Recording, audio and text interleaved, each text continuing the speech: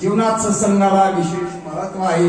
सद्गुरू जनार्दन स्वामी ही महाराज आणि नित्य नेहमी झाल्यानंतर सत्संग आणि गावोगाव बाबाजींची प्रवचन होत असायची आणि अशा त्या प्रवचनाच्या माध्यमातून आता सरांनी एक अनुभव सांगितला म्हणून तत्पूर्वी आपण एक सेवेकरता सत्संगाकरता एक श्लोक घेऊया।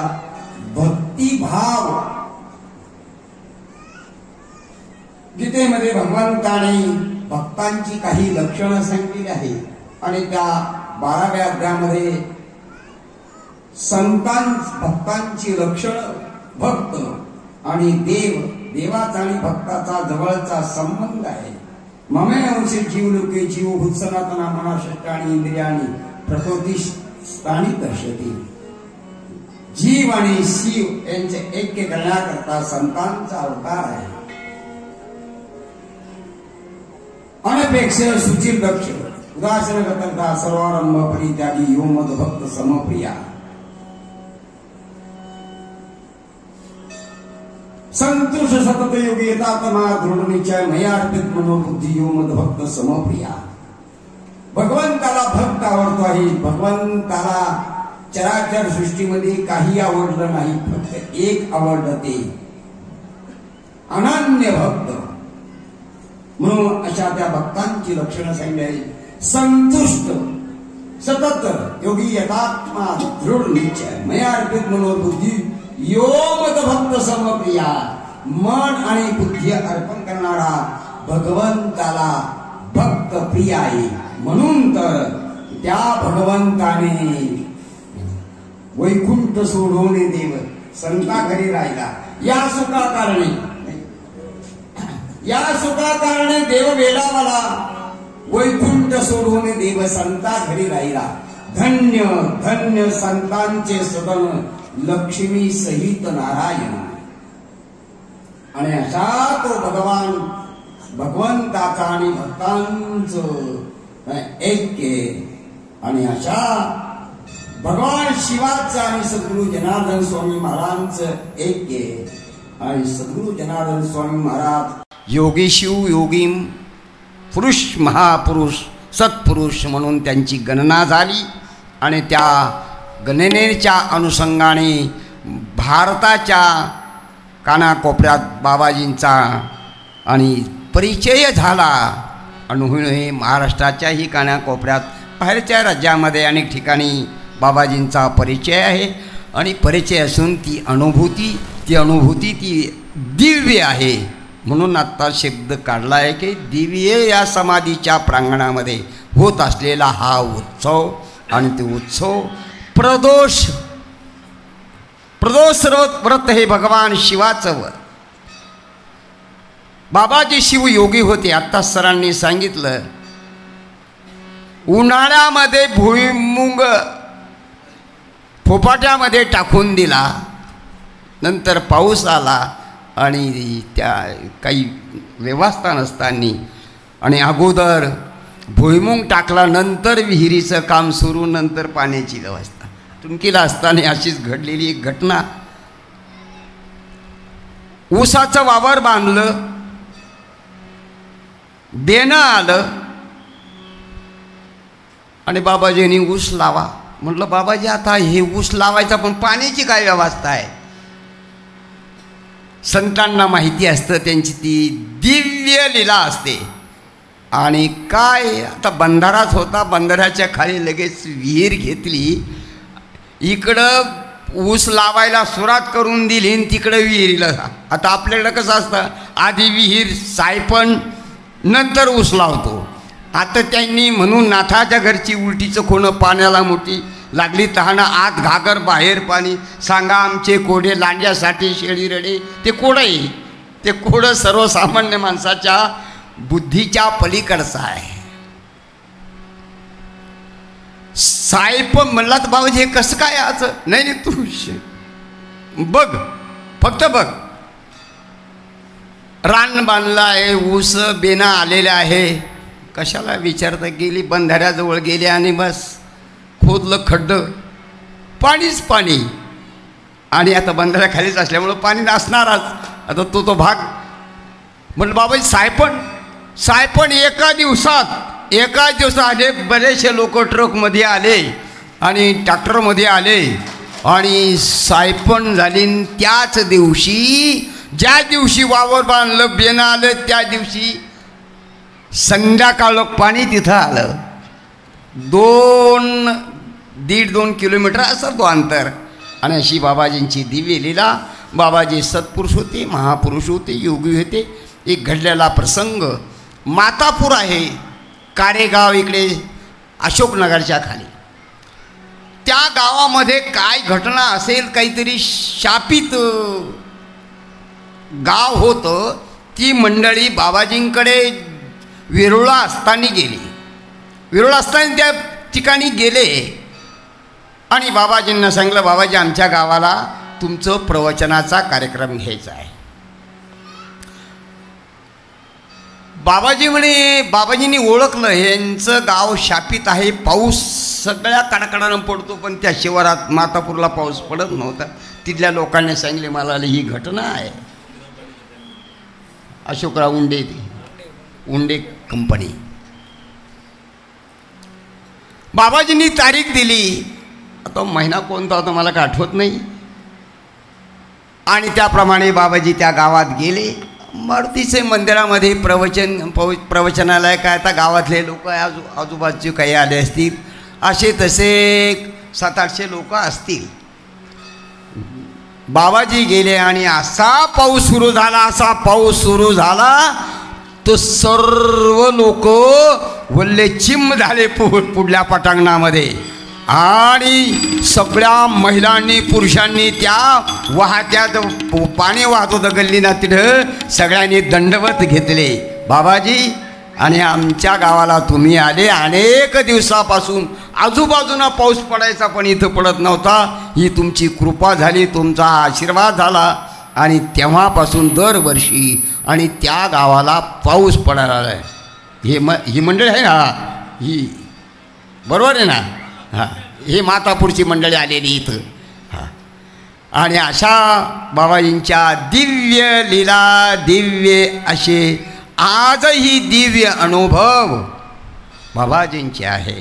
म्हणून एक बाबाजींनी अशी उपासना केली. आज हा प्रदोष आहे.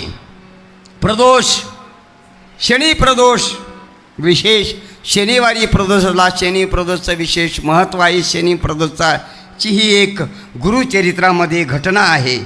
आणि कृष्णा नदीच्या तीरावर त्या ठिकाणी एक ब्राह्मण मावशी, आपला एक मुलगा मतिमंद असल्यामुळे लहानचा मोठा केला. त्याला सत्यनारायण पूजा येत नव्हती, त्याला वास्तुशांतीची पूजा येत नव्हती, काहीच येत नव्हतं.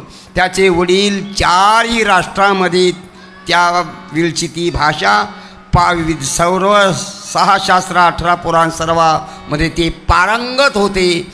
परंतु त्यांच्या पोटी हा एक मतिमंद मुलगा जन्माला आला.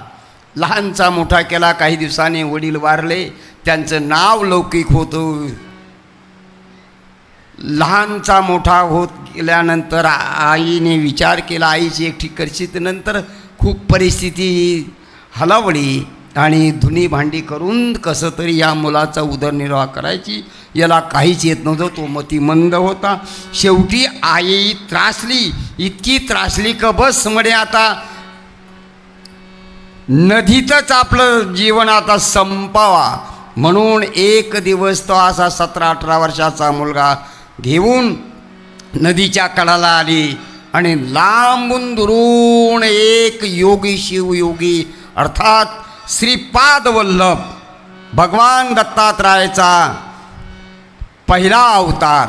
दुसरा अवतार नरसिंह सरस्वती. पहिला अवतार तसं ब्रह्म विष्णू शंकराचा, असे अवतार श्री गुरुचा. 3 देव एकत्र येऊन तो पहिला अवतार झाला. श्रीपाद वल्लभाचा एक अवतार, नरसिंह सरस्वतीचा एक अवतार. पाण्यामध्ये आता जीव द्यायचा कंटाळून गेली. 17-18 वर्षाचा मुलगा झाला, काही त्याला येईनाच. लग्नही होईना, अशी अनेक समस्यानं त्रस्त झालेली ती ब्राह्मण मावशी आणि पाण्यामध्ये आता आपल्याला जीव द्यायचा. श्रीपाद वल्लभ अवताराने ते पाहिलं, ही आजी पाण्यात जीव देण्याकरता आले. म्हणून ते श्रीपाद वल्लभ जवळ आले आणि जवळ आले आजीला सगळ्या समस्या समजवून सांगितल्या. आणि आत्महत्या करणं हा महादोष आहे. हजारो वर्षपर्यंत त्या जीवाला मुक्ती मिळत नाही. आजीला समजावून सांगितलं आहे. आणि असं समजावून सांगत असताना तिने पदर पसरला, महाराजांचं श्रीपाद वल्लभांचं दर्शन घेतलं आणि मला काहीतरी याच्यावर उपाय सांगा महाराज, काहीतरी व्रत सांगा, काहीतरी नेम सांगा आणि ह्या माझ्या मुलावर काहीतरी दया करा, कृपा करा. श्रीपाद वल्लभाने आपल्या झोळीमध्ये हात घातला, त्याच्या कपाळाला भस्म लावला, तोंडात टाकला, त्याच्या डोक्यावर मस्तकावर हात ठेवला. तेव्हापासून तो मुलगा ज्ञानी पवित्र उत्तम गुणी झाला. आणि एक व्रत सांगितलं, ते शनी प्रदोष व्रत करा मावशी. तेव्हापासून त्या मावशीने शनी प्रदोष व्रत सुरू केलं. आणि ती त्यावेळेस म्हणाली, महाराज या जन्मी हा मतिमंद मुलगा मला जन्माला, माझ्या पोटी जन्माला आला, पुढील जन्मी तरी चांगला मुलगा, ज्ञानी भक्त पवित्र उत्तम गुणी असा मुलगा मला प्राप्त व्हावा. श्रीपाद वल्लभाने आशीर्वाद दिला, तथास्तु म्हणले. आणि तेव्हापासून तो मुलगा ज्ञानी झाला, ब्रह्मज्ञानी झाला, तत्वज्ञानी झाला, आध्यात्मिक ज्ञानी झाला. त्या मावशीचं वय झालं आणि संपलं आयुष्य. आणि तीच इकडं वारलेली ती मावशी, ब्राह्मण मावशी विदर्भामध्ये जन्माला आली.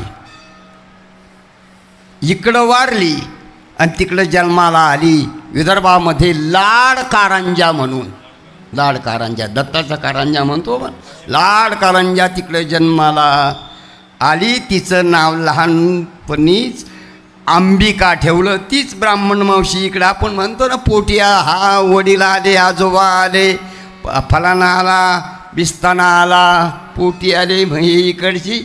तिकडं आजीबाई पोटी आल्या आणि जन्म झाला. लहानपणी अंबिका नाव ठेवलं.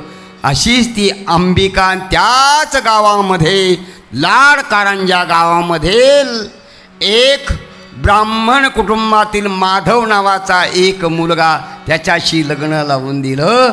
आणि पुढे त्यांच्याच पोटी नरहरी नावाने, अर्थात जे गाणगापूरला ज्यांचे निर्गुण पादुका ठेवलेल्या आहे, ते तिकडं त्या अंबाबाईच्या पोटी जन्माला आले. त्यांचं नाव नरहरी ठेवलं. नरहरी 7 वर्षाचा असतानाच घर सोडलं, काशीला गेले. कृष्णा सरस्वती नावाच्या एका संन्याशाकडून दीक्षा घेतली. सरस्वती, गिरी, पुरी आणि भारती ही 4 संप्रदाय सदघंटा वाजला.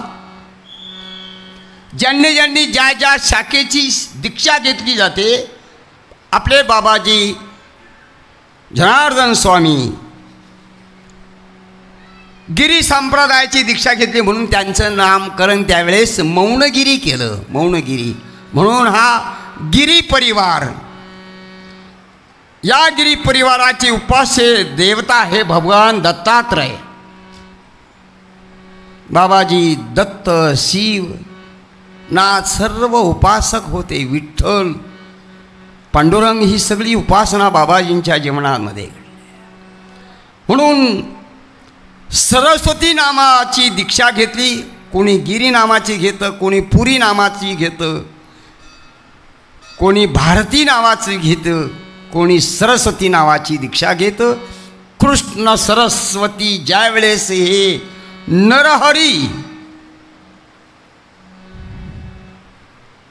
काशीला गेले. त्या तिथल्या विद्वान ब्राह्मणांनी पाहिलं, अरे काय हा पोरगा, छोटासा पोरगा गंगा तीरी येतो, बसतो, ध्यान लावतो आणि आसन लावतो, तासन तास जप करतो आणि काय याची उपासना.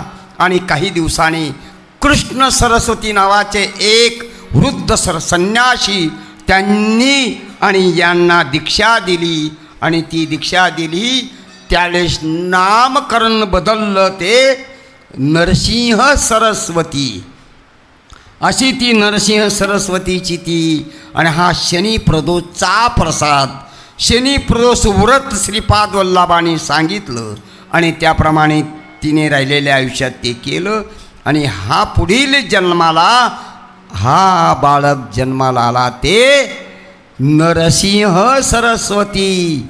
आणि काशीला विद्याभ्यास तीर्थ करून बद्रीनाथ, केदारनाथ सर्व जे काही तीर्थयात्रा उत्तरेकडच्या जेवढे तीर्थक्षेत्र असतील ते करून पुन्हा जन्मभूमी गावी आले.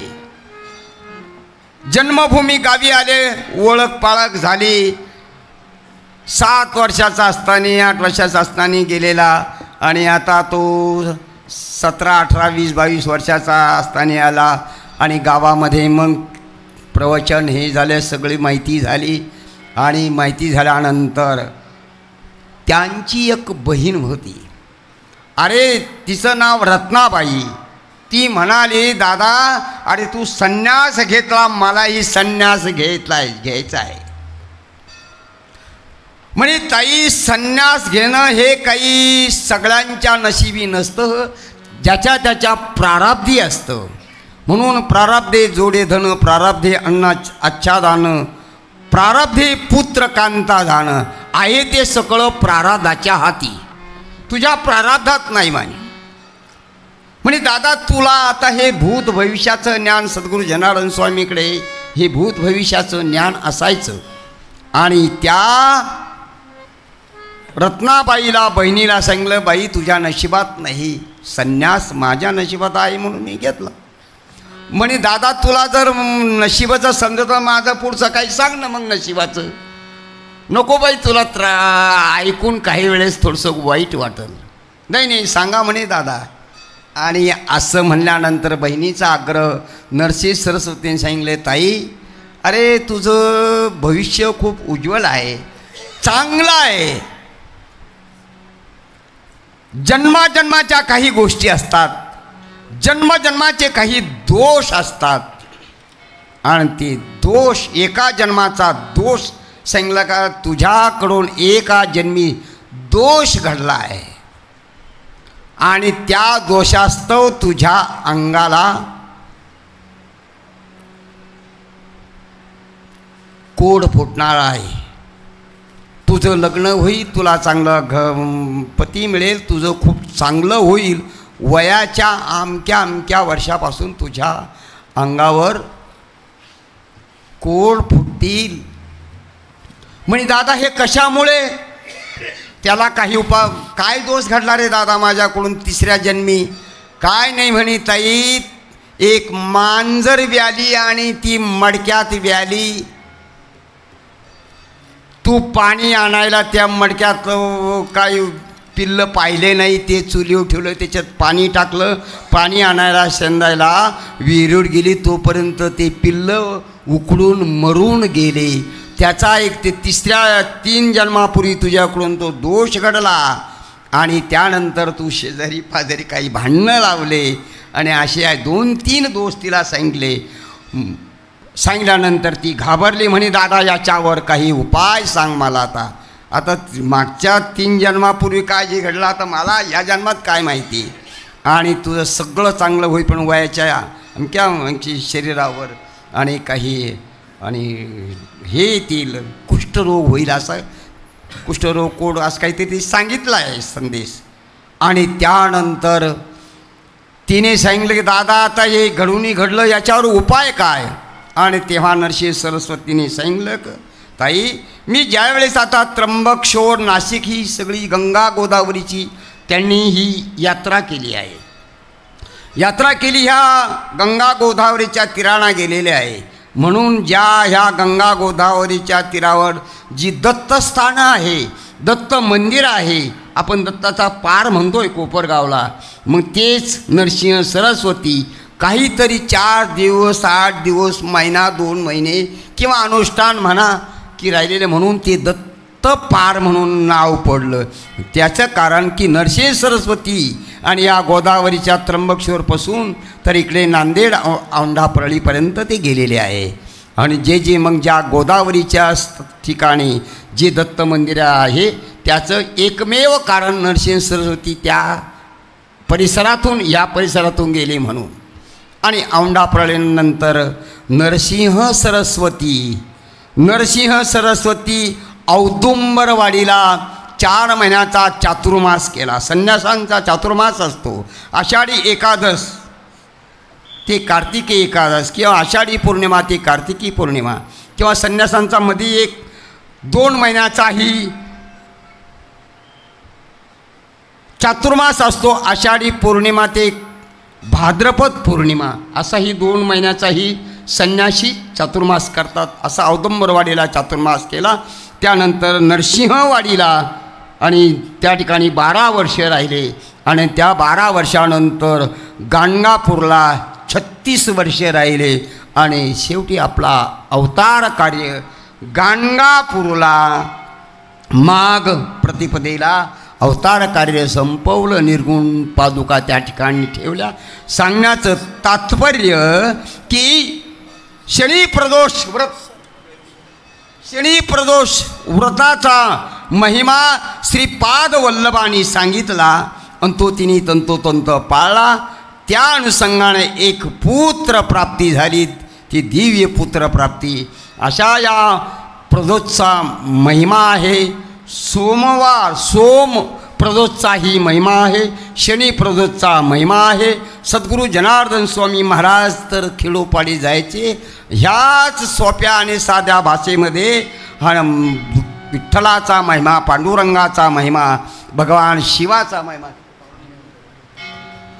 शिवाचा महिमा म्हणून बाबाजी म्हणायचे, ज्यांनी अनुग्रह नाही घेतला त्यालाही म्हणायचे, ज्याने गुरु नाही केला त्याचा जन्म वाया गेला.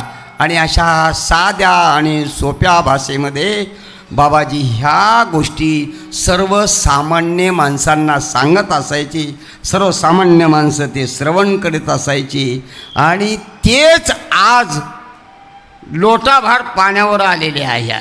सर्व समाजाला आज शिवाचा महिमा, भगवंताचा महिमा आणि अनेक त्यावेळेसही बाबाजी सांगत होते. पण त्यावेळेस ऐकणाऱ्यांची स्थिती स्थिर नव्हती. आज शिवपुराण महापुराणाच्या माध्यमातून आपल्या सर्वांना शिवाचा महिमा, शिवव्रत अर्थात प्रदोष व्रत, सकाळच्या दिवस उगायच्या अगोदरचा 1.5 तासाचा कालावधी आणि संध्याकाळचाही दिवस माळवल्यानंतरचा 1.5 तासाचा कालावधी, याच्यामध्ये शिवपूजनाला विशेष महत्त्व सांगलेलं आहे.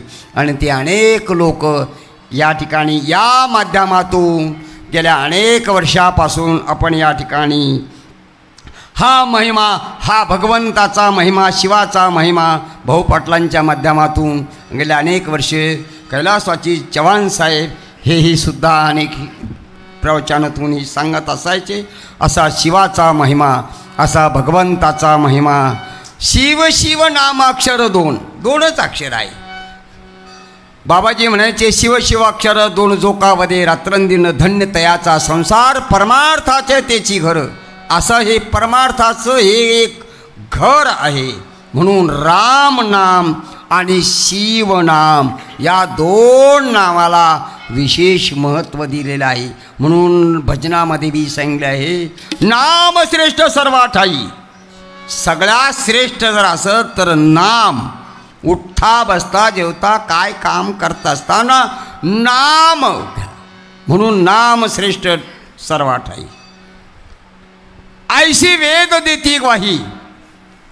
वेदाने सुद्धा ग्वाही दिलेली आहे. आणि संत श्रेष्ठ सर्वाठाई ऐशी वेद देती ग्वाही. म्हणून या चराचर सृष्टीमध्ये नामाला आणि संतांना वेदाने श्रेष्ठत्व दिलं आहे. म्हणून संतुष्ट सतत योगी यथात्मा दृढ निश्चय मया अर्पित मनोरबुद्धी यो मदभक्त समप्रिया. आणि भगवंताला मन आणि बुद्धी अर्पण करणारा भक्त प्रिय आहे. हेच संतुष्ट सदाही बाबाजी संतुष्ट अवस्थेत. काय जे नाभ लाभ नभा काय असे होत असेल त्याच्यामध्ये तिकडे काही बाबाजींनी पाहिलं नाही. म्हणून बाबाजी निष्काम कर्मयोगी होते, सकाम नाही. म्हणून त्यांनी त्यांच्या जीवनामध्ये असं काही कोणाकडं सोपवलं नाही. म्हणून उत्तराधिकारी हा निष्कामतेमध्ये बसत नाही, ते सकामतेमध्ये बसतं. आणि बाबाजी तर सकाम नाही निष्काम होते. म्हणून निष्काम कर्मयोगाने आणि निष्कामताच दाखवली आहे.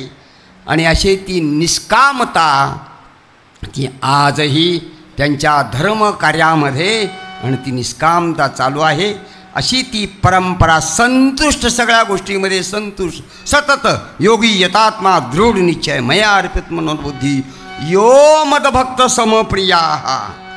आणि असे मन आणि बुद्धी अर्पण करणारे योगी आणि सर्वश्रेष्ठ असतात.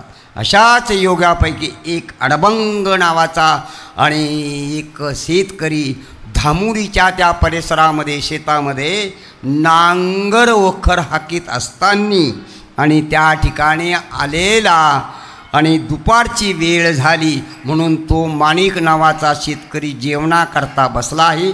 त्याच वेळेमध्ये गोरक्षनाथ दुपारची वेळ साधून आणि त्या ठिकाणी आलेले आहे. आणि त्या माणिक नावाच्या 20-22 वयाच्या मुलाने नुकत्याच भाकर सोडली, पडक्यातली भाकर सोडली. गाडग्यात पूर्वी गाडग्यात भाजी असायची आणि ते परोळ असायचं आणि त्याच्यामध्ये ती भाजी घेतली आणि जेवायला बसणार. तेवढ्यात गोरक्षनाथ त्या ठिकाणी आले आणि गोरक्षनाथांनी त्या ठिकाणी आलक निरंजन आदेश असा उच्चार केला. आणि यांनी पाहिलं कोण आलेले साधू आणि म्हणे अरे शेतकरी बाबा, गोरक्षनाथ म्हणता मला भूक लागलेली आहे, मला काही जेवायला दे. आणि ह्या माणिक नावाच्या शेतकऱ्याजवळ असलेलं तेच अन्न पदार्थ जे काय असे ते वाढून घेतलेलं तिने गोरक्षनाथाला दिलं आहे. आणि गोरक्षनाथाला दिल्यानंतर आणि गोरक्षनाथ जेवण तृप्त झालेले आहे. गोरक्षनाथ जेवण तृप्त झाल्यानंतर गोरक्षनाथ त्या शेतकऱ्याला म्हणायला लागलेले, अरे शेतकरी बाबा, तू आता मी भोजन करून तृप्त झालो आहे. एक गोष्ट चराचर सृष्टीमध्ये महत्त्वाची आहे, जेवण केल्यानंतर तृप्ती होते. जेवण केल्यानंतर तृप्ती होते, प्रसाद खाल्ल्यानंतर प्रसन्नता होते. आणि फक्त या पोटाजवळच तृप्ती आहे. इतर बाकी काहीही गोष्टीचा फार जर विचार केला, एक तबला असला तर 2 असले तरी काही कमीच पडतं, एक पेटी असली ती कमीच पडती, 4 माईक असली ती कमीच पडतात, एखादी मोटरसायकल असली ती दुसरी घ्यावाच वाटती, एक गाडी असली दुसरी गाडी घ्यावाच वाटती, एक ट्रक असली दुसरी ट्रक पाहिजेच वाटती, 4 म्हशी असल्या 10 म्हशी असल्यास घ्यावाच वाटत्या. असं घ्यावाच वाटतं आणि वाढावाच वाटतं. त्याच्यात कोणत्याच गोष्टीमध्ये तृप्ती नाही. परंतु जर जेवण झाल्यानंतर जर म्हणलं ना एक गुलाबजामू घेता का, तो काय म्हणतो, नाही आता बस माझं पोट भरलं. फक्त तृप्ती इथं आहे, भोजनाच्या ठिकाणी तृप्ती आहे, इतर कुठल्याही गोष्टीमध्ये तृप्ती नाही. आणि असा तो गोरक्षनाथ आणि जेवण तृप्त झाला आणि त्या माणिक नावाच्या शेतकऱ्याला म्हणायला लागला, अरे मी जेवण करून तृप्त झालो, तुला काही मागायचं ते माग. माणिक नावाचा शेतकरी म्हणे, बाबा आता तुम्ही आले इथं जेवले आणि तुम्ही म्हणत्या काय मागायचं तर माग, तुम्हीच मागून खात्या आहे. आणि मला म्हणत्या तुला काय मागायचं ते माग. आता तुम्ही काय देणार आम्हाला? असं करा, तुम्ही जेवले ना आणि चला निघा. आणि अनेक प्रकारे त्याला समजावलं, समजावून सांगण्याचा प्रयत्न केला. गोरक्षनाथाच्या लक्षात आलं का अरे याला आता कितीही सांगितलं तरी याच्या लक्षात येणार नाही. हा काय आहे, जरा आडबंग आहे. याला चांगलं आपण सांगायला गेलो तो हा आडबंग उत्तर देतो. म्हणून त्याला सांगितलं की आता असं कर. गोरक्षनाथाच्या लक्षात आलं आणि त्याचं मन आणि बुद्धी, त्याला म्हणे तुझं मन बुद्धी मला देऊन टाक. आता काय द्यायचं यांना काय माहिती. माणिक नावाच्या शेतकऱ्याला मन घेऊन टाका आणि जा निघा. गोरक्षनाथाने तिचं मन काढून घेतलं, बुद्धी काढून घेतली, शिल्लक काहीच ठेवलं नाही त्याला. आणि मग त्याने आवतं सोडल्यानंतर डोक्यावर इटणं घेतले. बुद्धीचं वहिना मनही राहिलं नाही याच्याकडं, बुद्धी राहिली नाही. जायचं कुठं काय, मनात जे आलं ते करायचं नाही. म्हणून ते डोक्यावर येठणं घेऊन असा तो उभा राहिला. तो 12 वर्ष. चला इथपर्यंत थांबूया. सांगण्याचं तात्पर्य त्याचं नाव आडबंग. अशा त्या आडबंगालाही सुद्धा नाथ संप्रदायाने अशा सर्वसामान्य शेतकऱ्याला सुद्धा नाथ संप्रदायामध्ये विलीन केलं आहे. एक गोपीचंद राजा, सार्वभौम राजा, त्यालाही आपल्या नाथ संप्रदायामध्ये विलीन करून घेतलं आहे. एक गोपीचंद राजाची आई, तिलाही एका महिलेलाही नाथ संप्रदायामध्ये विलीन करून घेतलेला आहे. असा हा नाथ संप्रदाय, दत्त संप्रदाय, शिव संप्रदाय याचा विशेष महिमा आहे. तो महिमा कसा? होय भक्ती केला तैसा. तुम्ही जशी भक्ती कराल तसा तो महिमा आहे. म्हणून भक्तीच्या पोटी बोध काकडा ज्योती, पंचप्राण जीवे भावे ओवाळूवरती. आणि असा त्या याच्यामध्ये भक्तीच्या पोटी, भक्ती तर सगळेच करतात, भक्ती कोणाकडं नाही. भक्तीच्या पोटी बोध काकडा, बोध पाहिजे. म्हणून या ठिकाणी हा बोध दर महिन्याला प्रदोषला सत्संगाच्या माध्यमातून आपल्याला मिळतो आहे. बोध पाहिजे. आणि नुसतं सगळं बाकीचं असून नाही, त्याला बोध. बोध म्हणजे सत्संग. आता सत्संगाचा आपला महिन्याला असलेला प्रदोष, यामध्ये सत्संग होतो. नलगे मुक्ती धनसंपदा संत संग देई सदा. आणि अशा सत्संगातून आणि भगवंताची प्राप्ती, सद्गुरूंची प्राप्ती. आणि या ठिकाणी महिमा शिवाचा आहे, समाधीचा आहे. असे दिव्य समाधी, दिव्य महादेवाचा महिमा. आणि याच्यातून अनुभव आल्याशिवाय राहत नाही. पण होय भक्ती केली तैसा. आणि अशी भक्ती या ठिकाणी आपल्याला बोधाच्या माध्यमातून घडती आहे. म्हणून आपण या ठिकाणी सर्वजण आलात आणि येतातच. दर प्रदोषला येतातच. महिन्यात 2 प्रदोष असतात. शुक्ल प्रतिपदेपासून तर पौर्णिमा, आणि पौर्णिमेच्या 2 दिवस अगोदर किंवा 1 दिवस अगोदर प्रदोष होतो. प्रतिपदा ते अमावस्या, प्रतिपदा ते पौर्णिमा, अशा दोन्हीच्यामध्ये तो येतो प्रदोष. हाच प्रदोष दोष घालवणारा आहे. म्हणून या प्रदोषाच्या माध्यमातून अनेक जे संसारामध्ये अनेक समस्या असतात ते सर्व सोडवण्याचे सामर्थ्य भगवंतामध्ये, संतांमध्ये असतंय. आणि ते अनेकांना त्या अनुभूती आहे. म्हणून आपण आलात याबद्दल आपल्या सर्वांचं मनपूर्वक स्वागत. आणि ज्यांनी आपल्याला या प्रदोषाचं प्रसाद महाप्रसादाचं नियोजन केलं आहे त्यांचा पुन्हा नावाचा उल्लेख करूया. श्रीमती लीलाबाई हंसराज आढाव, कोपरगाव, आणि भास्कर मुरलीधर वैराळ संगमनेर या भाविकांच्या माध्यमातून आपल्याला हा प्रसादाचं नियोजन केलं आहे. त्यांच्याबद्दल सर्वांनी टाळ्या वाजवून त्यांचं स्वागत करा.